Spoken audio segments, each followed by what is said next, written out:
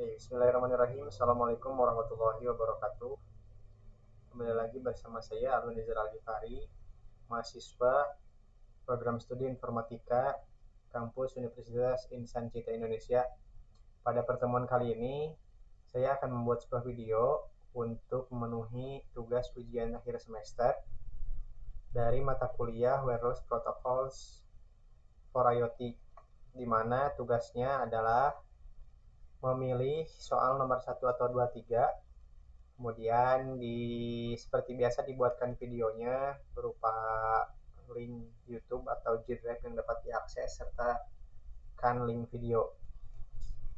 Pada pertemuan kali ini atau pada ujian kali ini saya memilih nomor 2, yaitu membuat sebuah konsep ide Internet of Things untuk menyelesaikan sebuah permasalahan, membuat PPT presentasi dan jelaskan melalui video. Selanjutnya upload ke YouTube atau G Drive, jelaskan latar belakang masalah, solusi, arsitektur, teknologi yang digunakan, dan rencana implementasi. Ini dapat berupa masalah yang terjadi di sekitar lingkungan Anda, tinggal misalnya pengolahan sampah atau lainnya. Baik, kita langsung saja ke PowerPoint yang telah saya buat sebelumnya. Ini kita coba slidekan agar lebih full. Baik, pada tugas nomor 2 ini saya mengambil judul Sistem Pengolahan Sampah Pintar Berbasis IoT yang akan disampaikan oleh Alun Nizar Al-Ghifari, semester 4, Prodi Informatika. Baik, langsung saja kita masuk ke dalam latar belakang masalah.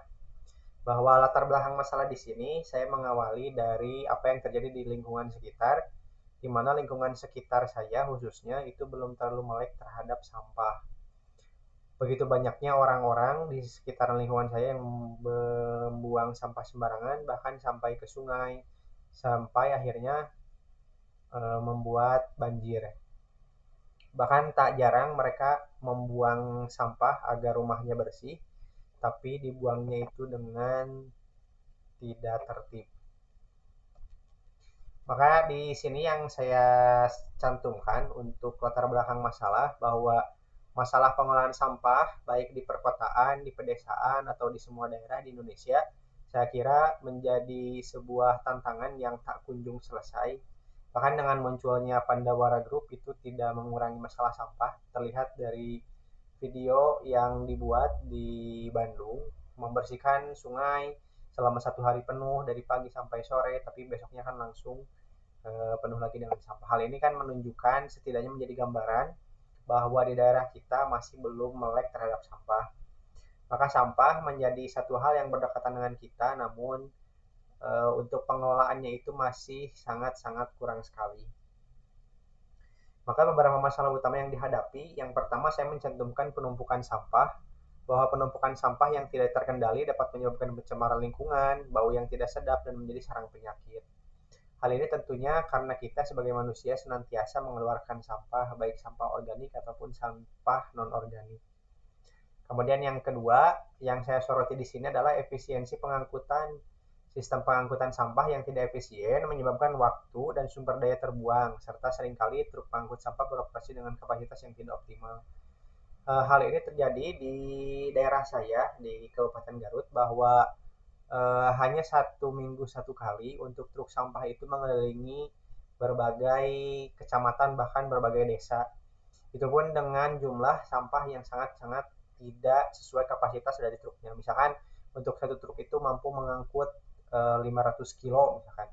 Ini malah sudah sampai ke 1000 kilo atau 1 ton. Jadi sudah jarang, kemudian sekalinya mengambil ya sangat banyak karena jarang, tidak rutin. Kemudian setelah itu pun penyimpanan akhir atau apa namanya, TPA, tempat pembuangan akhirnya itu berada cukup jauh dari setiap daerah yang ada di Kabupaten Garut. Bahkan sempat terjadi longsor gunung sampah yang terjadi di Kabupaten Bekasi kalau tidak salah. Hal itu kan menunjukkan bahwa di kita sudah bisa membuat gunung, tapi gunungnya dari sampah. Maka dua hal inilah yang melatar belakangi dari judul yang saya ambil. Kemudian yang ketiga ada pemilahan sampah. Hal ini juga sama berkaitan erat dengan proses edukasi yang belum menyeluruh, belum merata kepada seluruh masyarakat, kepada seluruh lapisan masyarakat, sehingga pemilahan sampah ini masih rendah seringkali, khususnya sampah-sampah rumah tangga itu disatukan antara sampah organik, sampah non-organik, kemudian sampah-sampah yang berbahaya seperti batu baterai misalnya, kemudian lampu dan segala macam, sampah elektronik. Hal ini secara tidak langsung ataupun bahkan secara langsung menyebabkan sulitnya untuk pemilihan sampah. Karena kalau misalkan kita membuang sampah itu sesuai dengan bagiannya masing-masing, misalkan sampah non organik kan bisa kita manfaatkan, misalkan membuat lubang biopori. Jika kita sedang ternak bagot itu bisa memberikannya kepada magot. Namun karena kesadaran yang masih rendah mengakibatkan rendahnya tingkat daur ulang dan peningkatan volume sampah yang harus dikelola. Karena kalau dari kesaksian beberapa penggiat lingkungan itu, sampah yang sudah bercampur antara sampah organik dan sampah non organik itu sangat-sangat sulit untuk dipisahkan. Untuk satu RT saja sudah sulit, apalagi kalau sudah satu desa, satu kecamatan, satu kabupaten, bahkan kan lebih sulit lagi, sehingga nanti tidak bisa didaur ulang. Itu yang menjadi masalah selanjutnya. Kemudian yang keempat ada monitoring dan manajemen, yaitu kurangnya sistem monitoring yang real time untuk memantau kondisi tempat sampah dan pengolahan sampah secara keseluruhan. Hal ini kan seperti terkesan bahwa kita menyimpan sampah ke dalam tempat sampah, kemudian tempat sampah diangkut oleh petugas kebersihan mengumpulkannya, kemudian nanti diambil oleh DLH, biasanya truk-truk DLH, dari DLH disimpan saja ke TPA. Nah, setelah itu tidak ada proses monitoring dan manajemen yang baik, saya kira seperti itu. Maka dari itu kan buktinya si sampah itu sangat menumpuk di TPA yang ada di berbagai daerah. Maka di sini saya menghadirkan sebuah solusi, yaitu solusi yang diusulkan adalah penerapan sistem pengolahan sampah pintar berbasis IoT. Sistem ini menggunakan teknologi sensor dan platform IoT untuk memantau, mengelola, dan mengoptimalkan proses pengolahan sampah secara keseluruhan. Tujuan utama dari sistem ini adalah untuk meningkatkan efisiensi pengangkutan sampah, meningkatkan tingkat daur ulang, dan mengurangi dampak lingkungan. Hal ini memang bisa dilakukan berdampingan dengan proses edukasi kepada masyarakat. Karena jika ingin meningkatkan efisiensi pengangkutan sampah, otomatis masyarakat itu harus, misalkan dijadwal pada hari Senin pukul 7 itu semua sampah akan diangkut. Maka dari subuh setiap hari Senin di setiap daerah itu menyimpan semua sampah yang ingin diserahkan itu di depan rumah, kan itu berarti butuh edukasi juga. Kemudian meningkatkan tingkat daur ulang. Hal ini jika mengandalkan satu pihak saja, otomatis tidak akan maksimal. Berbeda halnya jika seluruh masyarakat melakukan tingkat daur ulang atau melakukan daur ulang. Ya, seminimal-minimalnya mereka bisa melakukan daur ulang di lingkungan sekitar. Ya tadi contohnya jika kita punya lahan bisa membuat lubang biopori, kemudian jika tidak punya lahan ya kita serahkan kepada orang yang punya lahan dan mempunyai lubang biopori. Karena itu pun kan bagus juga untuk keadaan atau kondisi tanah di sekitaran lubang biopori tersebut. Kemudian yang terakhir ada mengurangi dampak lingkungan. Hal ini tentunya jika kita bisa mengurangi pengelolaan sampah dalam artian bisa didaur ulang, maka akan mengurangi dampak ke lingkungan. Kita lanjutkan ke arsitektur sistem, di mana dalam arsitektur sistem ini ada 4 poin atau ada 4 hal yang harus diperhatikan. Yang pertama ada sensor. Tentu sensor ini untuk mempermudah jalannya proses tadi pengambilan sampah, daur ulang, ataupun untuk mengurangi terhadap tingkat lingkungan sekitar.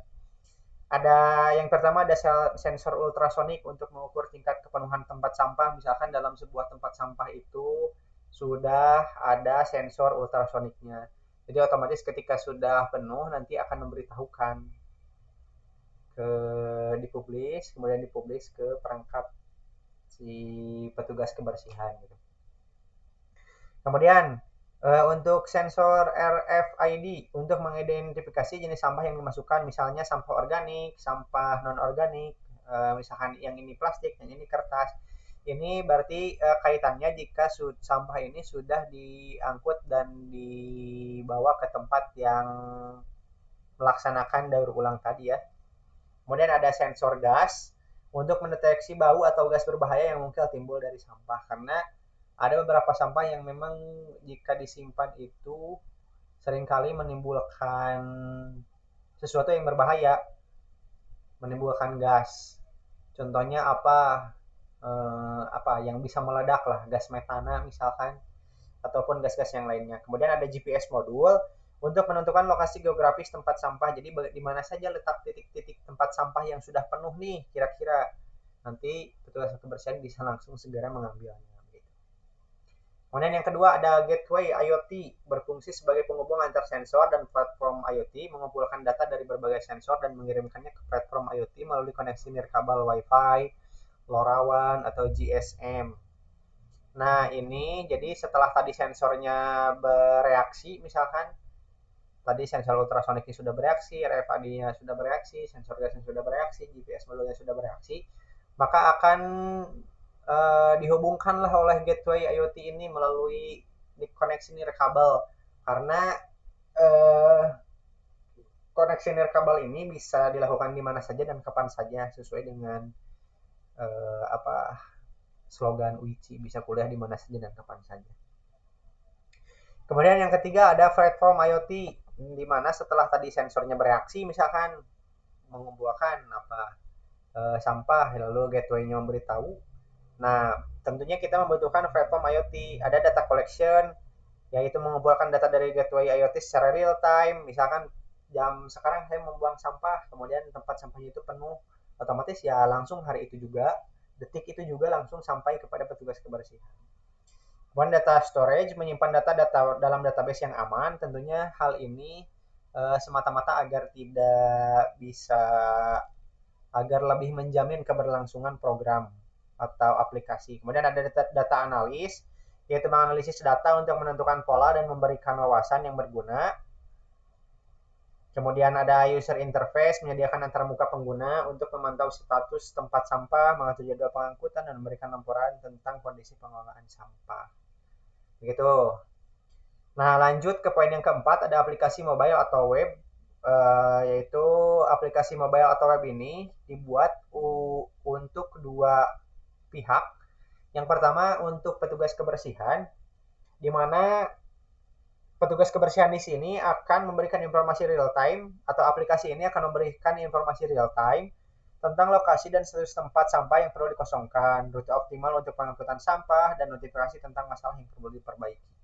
Jadi ini kaitannya dengan petugas kebersihan, sedangkan aplikasi untuk masyarakatnya yaitu memberikan edukasi tentang pentingnya pemilahan sampah. Misalkan apa saja nih sampah yang harus dimasukkan ke dalam tong sampah yang merah, yang kuning, atau yang hijau, apa saja. Kemudian lokasi tempat sampah terdekat. Nah, ini juga seringkali menjadi masalah. Kita bukannya tidak ingin membuang sampah pada tempatnya, tapi tempat sampah yang sangat terbatas. Jadi otomatis kalau misalkan sampah yang basah-basah seperti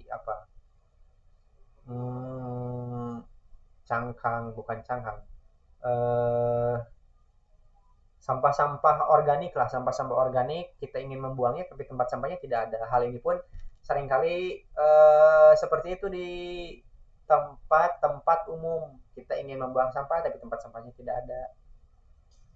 Nah, maka aplikasi mobile atau web ini akan memberitahukan lokasi tempat sampah terdekat. Kemudian yang terakhir ada cara melaporkan masalah terkait pengelolaan sampah. Aplikasi untuk masyarakat ini otomatis jika ada kendala dari masyarakat bisa melaporkan terkait pengelolaan sampah. Bagaimana nih kira-kira, karena saya tidak tahu ingin membuang sampah ini apakah berbahaya atau tidak, gitu. Apakah menimbulkan gas atau tidak. Nanti bisa dikonsultasikan dengan aplikasi mobile atau webnya. Baik, kita lanjutkan. Oh, ini salah ya. Nah, di sini ada teknologi yang digunakan, yaitu yang pertama tentunya tadi karena dibutuhkan sensor, yang otomatis yang pertama ada sensor ultrasonik. Sensor ultrasonik tipe HCSR04 untuk mengukur tingkat kepenuhan. Kemudian ada sensor RFID, yaitu RFID reader dan tag untuk identifikasi jenis sampah. Ada sensor gas, tipe MQ135 untuk mendeteksi gas berbahaya. Kemudian ada GPS modul, tipe U-Blocks Neo 6M untuk lokasi geografis. Kemudian ada gateway IoT, bisa menggunakan Raspberry Pi atau node MCU untuk mengumpulkan dan mengirim data. Kemudian platform IoT-nya menggunakan ThingsBoard atau platform open source lainnya untuk manajemen data dan analisis.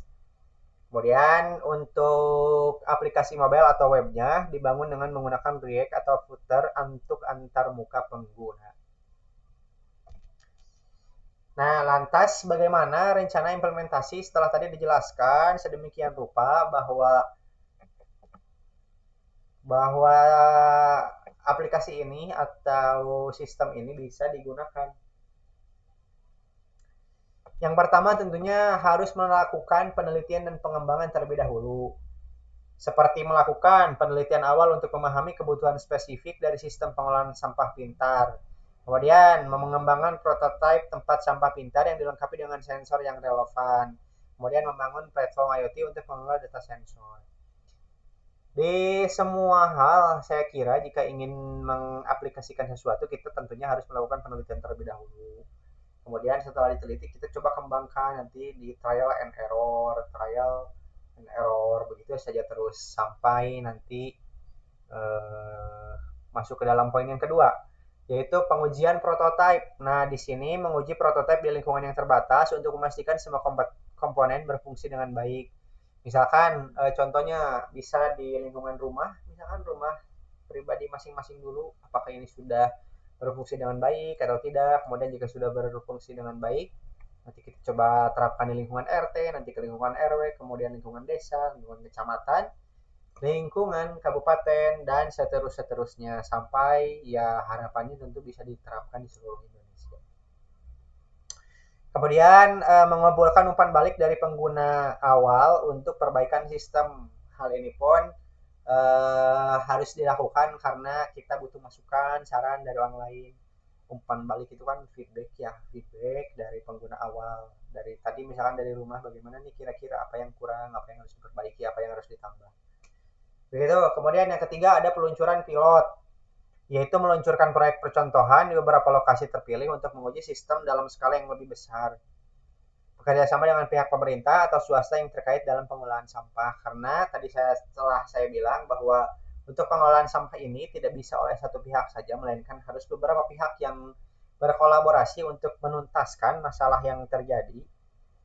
Maka untuk peluncuran pilot ini bisa bekerja sama dengan berbagai pihak. Kemudian yang keempat ada evaluasi dan perbaikan.